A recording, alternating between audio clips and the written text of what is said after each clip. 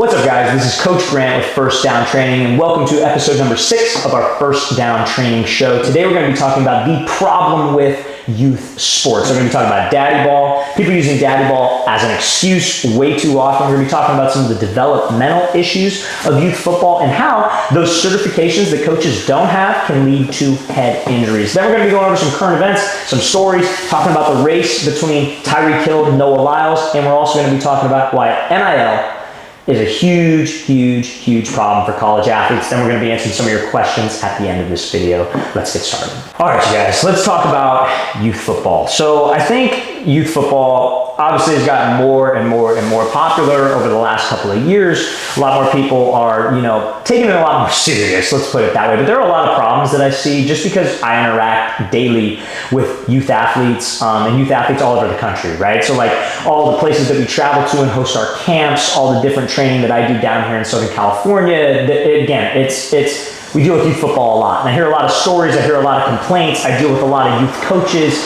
And the first problem that I would say is a lack of focus on development. I think, guys, at the end of the day, yes, we play football to win. I love winning as much as anybody. I want to win at everything. But when we got 10-year-old kids and you're so obsessed with going to Florida to play in the National Pop Warner Championship that you're so focused on winning and this and that, and you put no stress on the development of the kids, I think you're doing it wrong. Now again, listen, I'm not knocking you trying to win. I'm not knocking you having a great football program and being like, yeah, we want to win, we want to get better. But the goal of youth football, think about it from a parent perspective and an athlete perspective. We were trying to get you ready for high school. At the end of the day, nobody cares how many 10U championships you've won, how many 12U championships you won. Nobody cares. At the end, everybody forgets about it. Yeah, you won, you post a thing on Instagram, cool, whatever. And then the next year, nobody remembers because it's a different group of kids. And again, they're 10, they're 8, they're 11. How about we focus on teaching these kids good freaking habits, right? So for quarterbacks, for example, why are we having 10-year-old quarterbacks going fades? The offensive line can't even block that long. Why are we doing that stuff? We should be focused on their mechanics. We should be focused on teaching them how to take an under center snap, how to take a shotgun snap, how to hand the ball off, proper play action. We should be teaching them real play concepts. We should be teaching them the fundamentals of each position so they can have a good foundation for when they get to high school. Because guys, I was a high school coach for a year. Hated it. I'll never do that again. However, we would do a camp at the end of the year, which were always incoming freshmen. And I can't tell you how many incoming freshmen were just flat out not prepared because they have not been coached. And I'm like, how long have you been playing? They're 8 years. It's what? Doesn't look like you've been playing for 8 years. You know what I mean? So the lack of focus on development is really a problem. Now, also, I don't think there are enough, certifications for these youth football coaches. Let's say I had a son, right? And again, I think I'm pretty well versed in football, so maybe it wouldn't be an issue. But honestly, if he was playing football and I went to the head coach of the team and was like, hey, could I volunteer and coach? They would just let me. And so now I'm in charge of all these kids and teaching them certain things. And what if I wasn't well versed? What if I didn't know what I was talking about? I'll tell you something I don't know what I'm talking about. I don't know anything about the defensive side of the ball and tackling. So if I'm teaching a kid how to tackle and I haven't gone through a course to get certified or a course to learn the right way to do things, then I'm actually hurting this kid. And so I just think that in the coaching world, there needs to be a much more to be able to coach a youth football team, there needs to be much more of a focus on development, on teaching these guys good habits and getting these coaches the knowledge to be able to do that. Because I don't blame, listen, we need volunteers in football. You need the dads who want to help coach the team. You need that type of stuff because football doesn't work without that type of stuff. Anything doesn't work without people volunteering their time and volunteering to help. However, you need to make sure that you know what you're doing because I feel like you're doing a disservice. So that brings me to the head injury topic, right? So I think football, I was talking to these guys in Houston, Texas. We did a camp last year and they own a football league. It's called the Kingwood Football League. We're actually going back there for a camp this year. Great dudes. But they were talking about the drop in participation for their tackle league. And I don't hate flag football. Flag football's fine. It's just they hate flag football because flag football's taking all their kids because of all this information that's coming out about head injuries towards football. But honestly, at the youth level, you don't don't see dudes like cracking heads all the time. Like they barely hit each other when they're that young, right? And I think playing tackle football teaches you a lot about discipline, like embracing the hard things. You're in the middle of August and it's 100 degrees and you got to wear pads and a helmet. You got to tough it out. It teaches you mental toughness. It teaches you discipline. It teaches you a lot of great things. But people are missing that because they're so turned off by the head injuries. Honestly, I think if we taught our youth guys how to tackle correctly at a young age and spent way more time doing that, there wouldn't be these head injury problems. I always report back to like rugby, right? In rugby, there are way less head injuries than football. You know why? Because rugby spends hours upon hours upon hours teaching proper tackling form. They teach their guys how to actually tackle, keeping their head up, the right form, so there's not injuries. They're not dipping their head and ending up in some guy's knee or going helmet to helmet with another player. Yes, head injuries are going to happen. Head injuries happen in basketball. You fall down, you hit your head on a hardwood floor, like, yeah, you're probably going to have a concussion. So I think if there was more certifications put on learning tackling form, or at least teaching tackling form at a youth level, I think a lot of those problems would go away. So that's a big problem that I see in youth sports, or at least youth football, that there's no certifications for these coaches to have to learn proper tackling before they get involved with kids. Like, it should be like a 2-month program that they have to complete and they have to learn about, and they should be tested on it, because we're risking like the safety of our kids, and that's what parents are not willing to risk by putting their hands in some, random coach. Now, another problem that I see with youth football is like the dumb conditioning that there is. So like, you'll see dudes, like I saw a video the other day, it's hilarious. Like, there are these kids, full pads, holding bricks in front of their chest and doing like high knees in sand. It's like, what is, like, how does that help with football? Like, it really doesn't do much, so like, you see stuff like that, and then I see it on TikTok all the time. These coaches do live streams, and it's just like 2 8-year-olds like just going at it and doing like an Oklahoma drill. Like, I don't think the game has any place for that, and I really think that that's a huge problem, doing those types of drills. So again, it just brings me back to coaches and holding them accountable. Now, another problem that I see in youth football, and this is really all of youth sports, is daddy ball. So daddy ball, obviously known as like favoritism, or just like coaching politics, if you will, where like one of the coaches, again, is like a dad of a kid, and it usually happens at like the quarterback position or something like that, where their kid is the one playing, no matter what. No other kid, doesn't matter if he's good, doesn't matter if he's bigger, doesn't matter if he's better. My son is playing this position, and that's why I am the head coach. And I'd be lying to you guys if I said that that doesn't go on, because it does. And that's a major problem, because you're not really teaching the kids anything. You're not teaching them how to work for something. You're not teaching them the effort that it puts in to be a good football player and to compete. And like, you see it time and time again, and it usually catches up with you, but a lot of times the kids that are, given spots in youth ball, given spots in high school, when they get to college, they don't care. College coaches guys, their job is on the line. College coaching is one of the most unsecure jobs that there is. You can sign a 5-year, $100 million contract as a head coach, and after 1 year, if you're not getting it done, you're fired. You know what I mean? Maybe they got to pay you out, but there's no continuity, and like, they want to put food on the table for their families. So they're going to put the best players on the field, and if they don't learn how to compete at a young age, they're never going to do it. So I would say, you guys, just like the daddy ball thing is a huge, huge problem, but it's just, we got to do a better job of teaching our kids how to actually compete. Now, on the other end of that, I think coaches' kids are sometimes, though, the hardest workers and some of the best people to work with, simply because their parents get it, and they get exactly what I'm saying. And I would probably say 95% of the time, that's the case. Like, anytime I'm speaking with a parent, or anytime, whether I train their athlete or whether they're just asking me a question online, whatever it is, it's mainly when I'm training their athlete, but they'll ask me, they'll be like, yeah, well, we're dealing with some daddy ball, like, a lot of politics, that he's not playing because the coach's kid is playing. It's really frustrating. And so I pay very close attention to that kid, because I want to know if it's really going on or if it's an excuse.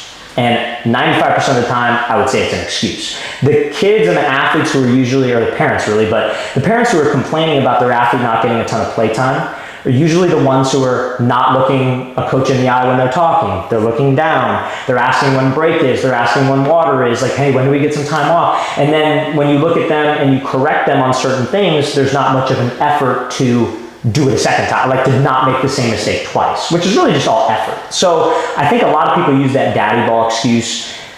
way too loosely. Like, let's look in the mirror. And again, I think that's also not teaching your kids the right thing. I think also it's like, you got to teach your kids that, like, if you're not playing, let's look in the mirror first. Is there a reason why I'm not playing? Okay, he knows the playbook better than I do. Okay, he has a stronger arm than I do. He's more accurate. He can run better routes. He's got better hands. He does what the coach asks of him. He doesn't give the coach attitude. He's at every practice. He's not running late to practice. All those things matter, you guys. So what I recommend is just looking in the mirror first before you jump to that conclusion of, oh, it's favoritism, or oh, it's coaching politics. So that, I would say, is a big, big issue with the daddy ball world. But most of the time, coaches' kids are the best kids to work with. Great attitude, always focused, always great. Now, next problem I would say with youth football is the example being set by the coaches coaching youth football. So honestly, like, I see it way too often. You got coaches fighting refs. You got coaches fighting other coaches.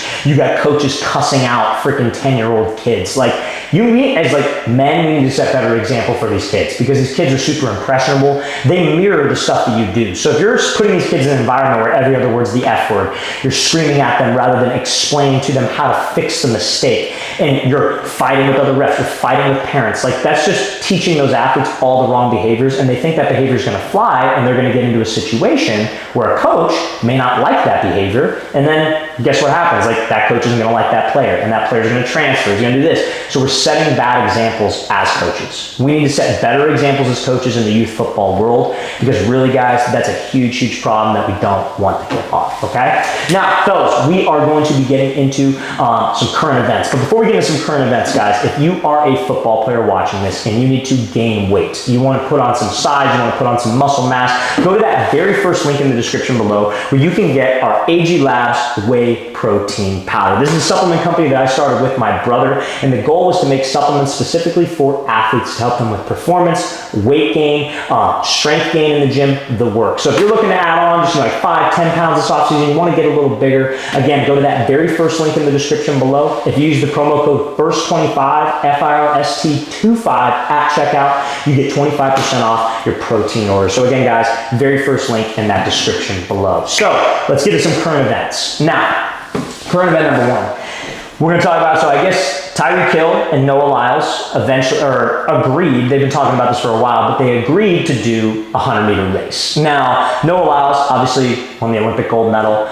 very flashy dude. If you watch that like track thing on Netflix, he likes to talk a little bit, likes to chirp a little bit, but he's a personable guy. And Tyreek Hill, obviously fastest player in the NFL. But here's the thing, Lyles is going to smoke him. It's a totally different speed, you guys. Like it's all, they're doing it for hype. They want the clicks, you know what I mean? It's entertaining for sure, because they're both entertaining guys. But like, I'll tell you a story about Tyreek Hill. Like, and this is the level of speed that he's at, but then I'm going to talk to you about the level of speed that track guys have. So Tyreek Hill, I did a camp with Tyreek Hill maybe like 4 or 5 years ago. And the thing of the camp was like, you guys all probably saw the clip where he was doing a one-on-one with the kid and the kid mossed him. It was that camp. And so that clip was super viral, like millions upon millions of views on like SportsCenter, ESPN, all that. And so at the end of the camp, the thing was, because obviously fastest player in the NFL, was to race him. So all the kids got to race him, and then all the assistant coaches got to race him. Now, I'm a younger dude. At the time, I was maybe like 21 years old, maybe like 20, I want to say. That's crazy. But anyway, so we all raced. And so, because I'm a younger guy and coaches are traditionally on the older side of things, like, I feel pretty good about the race. I feel like I'm going to beat all the coaches. So I'm going, and my ego's huge right now because Tyreek Hill is like right next to me. I'm like, what? Like, did I get faster? Like, what's going on here? And I look over, and he's backpedaling. I'm like, what? He's backpedaling the same speed that I'm running full speed. And I'm like, that's pretty crazy. And so he flips his hips and takes off and beats me by like probably like 15, 20 yards. And I was like 10 yards ahead of everybody else. So that's the level of speed he has. But I don't know if you guys have seen the clip, Tyreek Hill ran a 100-meter dash with other track guys. And not Olympic gold medals, just regular track guys, like a qualifier meet. And Tyreek Hill was close to last in that race. And all those guys got whooped by Lyles. So guys, track speed, when people talk about track speed, that's an entirely different speed, you guys. So it'll be fun, it'll be entertaining to see, but I think people are really gonna have their eyes woken up, or they're just gonna be woken up to the situation of No, Lyles has absolutely insane speed. That's why he's as successful as he is in track. That's a totally different world, okay? Now, next story, you guys. So, there was an article that came out about like the potential, or I guess you could say the like highest reported NIL earnings for quarterbacks in college football. So the top one is Carson Beck and going to Miami. And I think it was quoted that they paid him like $7 million or $8 million. That number's not official, but like that's ridiculous money for a college kid just to transfer to that school. And so like that's the going rate, right? Like it's like you hear people all the time like, okay, well, we want a quarterback, we got to raise, $2 million, $3 million from our booster clubs to be able to get him. So it's like the Wild West out there. I honestly, like the whole NIL thing, I think it's great. I think it's great that athletes can earn money off of their name. I think it just gets a little dicey sometimes because it used to be, hey, if a brand wants to sponsor you, if a company wants to give you money, you can do that. And so like that first year where that was legal, it was cool, but the only guys that were getting that were like, like the top like 0.001% of college football. So like Shedeur Sanders or Travis Hunter. But like everybody else, like when you think about college players, are not the most like well-known on like a global scale. Like, so those businesses that have that type of money to throw around to be able to sponsor those athletes, like, like for example, like Aflac or like State Farm or something like that, like you see them pay Patrick Mahomes, probably pay him a grip of money. Like those companies are huge, right? So like they're not going to make a huge financial investment unless they feel the athlete or somebody can move product and he's well known. So you saw a lot of athletes not getting paid, and now they're like, well, what the hell? Like this guy on my team is driving a Bentley to practice, and I'm getting my monthly stipend as an athlete. Yeah, I'm there on free tuition, but I deserve to make more. So they changed the rule now where the schools can actually pay, and they create these NIL collectives where, all these boosters pull their money together and they'll pay $2 or $3 million to get a quarterback in the transfer portal. And I just don't like it. It's just hard to develop a team from a coaching perspective if you have guys who are entering the transfer portal every year and you may not get the same group of guys. Because like that's how college football used to be. It was about developing a program. You hear Nick Saban talk about it all the time when he was coaching. It's about developing a program. You get guys in as a freshman. You teach them about the team. You teach them about, the rules of the team, the integrity they need to have, about being a team. And you develop them for 4 years and you create a solid unit. And that's what it was all about. But now, how hard is it to do that when you got a receiver who's maybe even started for you? Like look at Ryan Williams at Alabama. He enters the transfer portal and it's like he had a great year. He was starting as a true freshman on Alabama, and they didn't have like a terrible season. It wasn't the season they wanted, but now he's up and transferring. And so it's just, I'm all for people making money. Good for them. I think it's great, but I think it's just hard to develop athletes when they're at a different school every single year. So I think in a couple years, we might see the NFL talent scale dip a little bit just because they're not in a program for 4 years getting developed and getting coached the same way, all these top tier guys. So I think there's going to be a little bit of a learning curve. I think it's crazy that Carson Beck is getting that type of money, even if it's just $1 million.